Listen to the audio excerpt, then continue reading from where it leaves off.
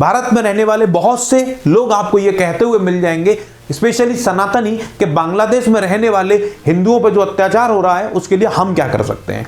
हम वहां दूसरे देश में लड़ने तो जा नहीं सकते, इसलिए हम ये आज की इस वीडियो में बात करेंगे कि हम भारतीय अपने हिंदू भाइयों के लिए जो बांग्लादेश में रहते हैं हम क्या कर सकते हैं। वहां पे ये स्थिति कैसे पैदा हो गई, बाप के सामने बेटी का, माँ बच्चों के सामने माँ का रेप किया जा रहा है, मंदिर तोड़े जा रहे हैं, दुकानें लूट ली जा रही हैं, और लोग अपने, पहले तो घर से निकलने में उन्हें डर लगता था, अब तो वो घर में भी सेफ नहीं है। आखिर वो हिंदू वहां के करें तो करें क्या। भारत में जो बड़े बड़े यूट्यूबर्स कहलाते हैं, बड़े बड़े, वो कुछ बोलने को तैयार नहीं है। बड़े बड़े राजनेता जो इजराइल फिलिस्तीन में अगर वहां युद्ध होता है तो वो अपनी घड़ियाली आंसू बहाते हैं वहां के लोगों के लिए, लेकिन हिंदुओं के साथ जब इतना कुछ घटनाएं हो रही हैं, इतनी बेकदरी हिंदुओं के साथ हो रही है, तो वो बोलने को तैयार नहीं है। इसके ऊपर हर सनातनी को, वो पूरी दुनिया में कहीं भी रहता है, अपनी आवाज जरूर बुलंद करनी चाहिए। आप क्या कर सकते हैं ये इस वीडियो में आपको समझने में आएगा, और ये स्थिति कैसे पनपी इसके बारे में चर्चा करते हैं। पहले इस पूरे घटनाक्रम को समझते हैं कि स्थिति आई क्यों, इतनी बदतर स्थिति क्यों हो गई। बांग्लादेश में 5 अगस्त 2024 को हिंसा के बीच में पीएम शेख हसीना अपना देश छोड़कर भारत आ जाती हैं। उसके बाद बड़े पैमाने पर हिंदुओं के साथ ये हिंसा की घटनाएं शुरू होती हैं। इसका मतलब ये नहीं है कि पहले हिंदुओं के साथ में घटना नहीं हो रही थी, लेकिन उसके बाद घटना एकदम बढ़ गई और हिंदुओं के घर जलाए गए, बहन बेटियों की वहां की इज्जत लूटी गई, मंदिरों को तोड़ा गया, और ये घटनाएं रुकने का नाम नहीं ले रही हैं। हालत इतने खराब है कि वहां के हिंदू घर से निकलने पर भी डरने लगे हैं, अपने आप को हर जगह असुरक्षित महसूस कर रहे हैं। वहां पे अल्पसंख्यकों के हितों की रक्षा के लिए सनातन जागरण मंच का एक गठन किया गया था, जिसमें चिन्मय प्रभु इसके प्रवक्ता बनाए गए थे। चिन्मय प्रभु ने चटगांव और रंगपुर में कई सभाओं को संबोधित किया, जिसमें हजारों की भीड़ जुड़ी। 25 अक्टूबर को चटगांव के लाल दिग्गी मैदान में सनातन जागरण मंच ने एक 8 सूत्री मांगों को लेकर एक रैली करी, जिसमें चिन्मय कृष्णदास ने भाषण दिया। इस दौरान न्यू मार्केट चौक पर कुछ लोगों ने आजादी स्तंभ पर भगवा ध्वज फहरा दिया। इस ध्वज पर आमी सनातनी लिखा हुआ था, और उसके बाद चिन्मय कृष्णदास सहित 19 लोगों के खिलाफ राजद्रोह का केस दर्ज किया गया। राष्ट्रीय ध्वज का अपमान का उन पर आरोप लगाया गया। 26 नवंबर को चिन्मय प्रभु की जमानत अर्जी खारिज कर दी गई।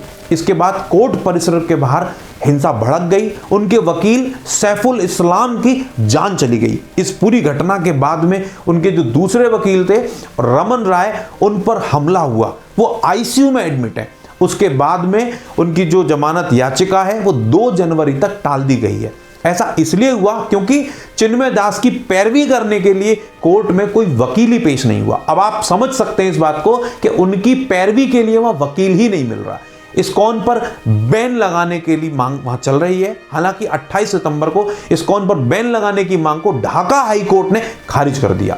इधर इस्कॉन बांग्लादेश ने चिन्मय प्रभु से खुद को अलग कर लिया। अब यह भी बड़ा सोचने की बात है कि जो चिन्मय प्रभु इस्कॉन के ही पुजारी हैं, उन्होंने उससे अपने आप को अलग कर लिया, और उन्होंने बोला, बांग्लादेश इस्कॉन के महासचिव ने कहा कि अनुशासन भंग करने की वजह से चिन्मय महाप्रभु को पहले ही संगठन के सभी पदों से हटा दिया गया था। वे किसी भी बयान या उसकी प्रतिक्रिया की जिम्मेदारी नहीं लेते। आप इस बात से अंदाजा लगा सकते हैं कि इस्कॉन ने ही उनसे पल्ला झाड़ दिया, लेकिन हैं तो वो सनातनी ना। उन्होंने उसके लिए आवाज उठाई, रैलियां करी हिंदुओं के समर्थन में। अब इस्कॉन ने बेशक उन्हें मना कर दिया कि क्योंकि उस पर दबाव भी हो सकता है ना, वहां पे भारत के इस्कॉन ने उसका समर्थन किया है। हम सभी सनातनी हैं। सनातनी यदि पूरे विश्व में कहीं भी समस्या में हो तो सबको आवाज उठानी उस पर जरूरी बनती है। हम सबको उस पर आवाज उठानी चाहिए। बांग्लादेश हर तरीके से भारत पे निर्भर है। बांग्लादेश चावल के लिए प्याज, लहसुन, चीनी, कॉटन, अनाज, रिफाइंड पेट्रोलियम, इलेक्ट्रिक उपकरण, प्लास्टिक और इस्पात जैसी चीजों के लिए भारत पर निर्भर है।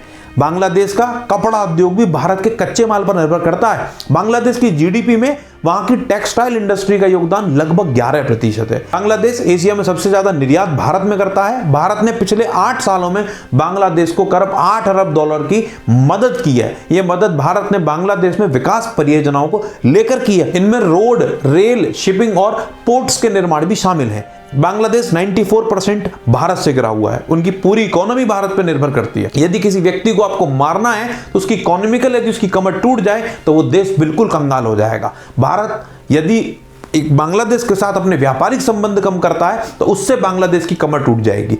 भारत के ऊपर इसका हालांकि ज्यादा असर नहीं पड़ेगा क्योंकि भारत की अर्थव्यवस्था बहुत बड़ी है, बांग्लादेश की अर्थव्यवस्था भारत के आगे बहुत छोटी है। भारत के सनातनियों को ज्यादा से ज्यादा शांति प्रिय तरीके से अपनी बात को रखनी होगी, प्रोटेस्ट करने होंगे। भारत के सनातनियों को सोशल मीडिया को भी, जो कि आज का एक बड़ा दुनिया सोशल मीडिया पे है, उस पर भी अपनी बात को रखनी होगी। अपने हिंदू भाइयों के पक्ष में अपनी बात को सोशल मीडिया से लेकर सरकार हर तरीके से सरकार को पहुंचाना होगा।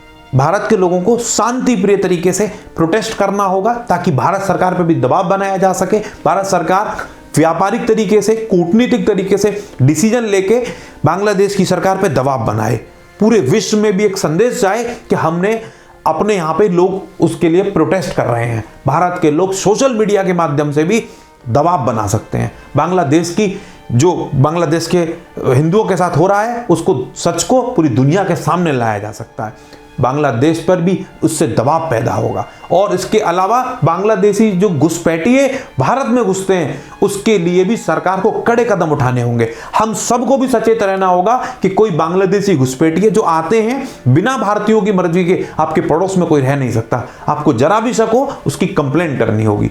ऐसे लोगों के खिलाफ हमें खड़ा होना होगा और इसी से ही प्रेशर डेवलप होगा। भारत सरकार भी उसमें अपना योगदान देगी।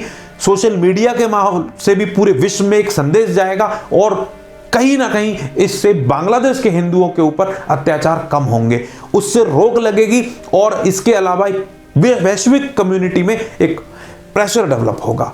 भारतीय सनातनी को, हिंदुओं को, जो बांग्लादेश के हिंदुओं पर अत्याचार हो रहे हैं उसके लिए लड़ना होगा, उसके लिए अपनी आवाज बुलंद करनी होगी। कोई खड़ा हो ना हो, हर सनातनी को इसके लिए खड़ा होना होगा। भारत माता की जय। वंदे मातरम। जय श्री राम।